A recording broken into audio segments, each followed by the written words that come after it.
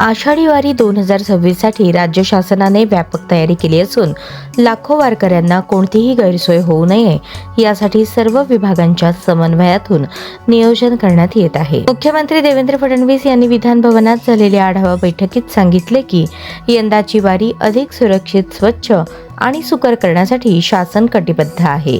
विशेष म्हणजे आषाढी वारीचा सोहळा डिस्कव्हरी आणि जिओग्राफी वाहिन्यांद्वारे जगभरात पोहोचणार आहे। पालखी मार्गावरील रस्त्यांची मोठ्या प्रमाणात दुरुस्ती व मजबूतीकरण करण्यात आले असून वारकऱ्यांच्या मुक्कामासाठी जर्मन हँगरची व्यवस्था करण्यात आली आहे। संत ज्ञानेश्वर महाराज आणि संत तुकाराम महाराज यांच्या पालख्यांसह विविध पालख्यांच्या मुक्कामस्थळी सुरक्षित निवासाची सुविधा उपलब्ध असेल।